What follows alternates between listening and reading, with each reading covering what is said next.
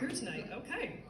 So Endicott is kind of foreign to me. I grew up in the eastern side of Broome County, Shenango Bridge, so very sheltered, yeah, tiny. But I've been out here a lot more with these open mics, and then also I'm doing burlesque, funny enough. Jerk. Out here like 2 to 3 days a week and going back and forth, comedy, burlesque.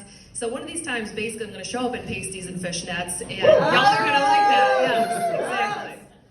And normally I wouldn't talk about another show, that seems rude, but burlesque is not competition. I mean, who wants to see scantily clad men and women on stage when you can have all of this? Right? Not competition. No, burlesque is so funny because the people are so wholesome. Like, we've got kindergarten teachers, nurses, like these sweet, innocent people, and we show up in hoodies and sweatpants and Crocs and Oodies. And then all of a sudden, just clothing is flying every which way. There's so much skin that even Stephen Brown would blush, and you just don't know what's gonna happen. Yeah, there's no middle ground. It's either homeless or hookers, no middle ground. That's true. So we actually want to get jackets, and they're going to say Oodies and booties. That's what I think. Aging seems to be a big theme here. How do you guys feel about getting old? We've heard a couple comments. How do you feel? Okay, we're okay with it. Okay. Personally, I fucking love it. Mandolin, when you turn 40, it's the best. All the fucks you have left to give, fly away. You just don't care, right? Yes. Like birds. You don't even care. It's the best. The powers that be want us to believe that, you know, you have to buy the serums and the nips and the tucks and the sports cars and all that, but you can actually have fun with aging, and it's something that's denied to too many, so have fun with it. But there's one part of aging that you haven't been told about yet, and I'm gonna let you down gently. One day you'll reach an age where everything could hurt you. Like, every action you do could injure you. Getting your car seat, your seatbelt, could cause a frozen shoulder. That happened to me a couple months ago. I went to Mike Brown's show, he's not even here now, at New Leaf last month, and the stage was over this way. Oh, there you are. The stage was over this way, so I'm turned in my chair, and my neck is like 1 degree too far this way. I woke up in the morning, my fingers were numb, and I thought I was paralyzed because I had my neck turned too far. So this is everyone's reminder, stretch every hour, please. Parenting also gets tougher as you get older. All of you who might have had kids in your early 20s, that was smart, because doing it in your 40s is very exhausting. I was 35 when I had my son, and I found out the hard way that they call a pregnancy of a 35 or older a geriatric pregnancy. They do. You know a man did that, because no woman would have the audacity to tell a hormonal pregnant woman that anything about their life is geriatric. We would not do that to each other.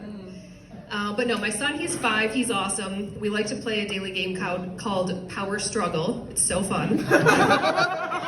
And I've decided he's either going to save humanity or be the next sociopath that you hear about, just depending on which way he, uses his powers, good or evil.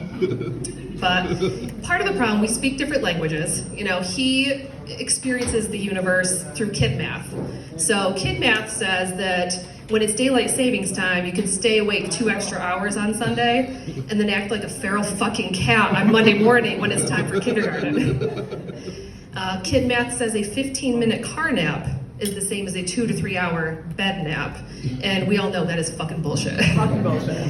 I'm still at the age where I wish he was napping, even though he's obviously long since given that up. So you can see why that's a source of frustration. Kidnap also says I can take him to a party and then the park and then a restaurant, and we'll be leaving the restaurant and he'll just go, ugh, I'm so bored, this is the worst day ever. And I just want to be done. To be fair to him, mom math is also a thing. So mom math is we'll see, meaning there is 0% chance of that actually happening. And for all the men looking confused, that is very similar to wife math.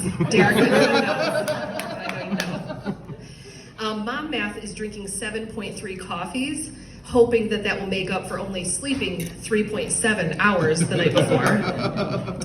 And mom math is telling your son you can't have that extra cupcake after dinner, and then housing it as soon as he goes to bed. Every night. my last thought, so have you guys heard of the Roman Empire and the fact that apparently men on this planet think about it often? Is that a thing still? Did not know that it was a thing until recently, but I have my own Roman Empire and it's even weirder. Hey. So before Victorian times, apparently everyone slept in the same bed. Mom, dad, kids, grandparents, house guests, servants, whatever. People would travel and they would sleep with strangers. This is so weird to me. But at 3 a.m. this morning, I'm thinking about this and wondering, like, where did our great-great-great-grandparents procreate and create all of us? Like, you know, you see them in portraits and they look so uptight and stodgy and, you know, perfect.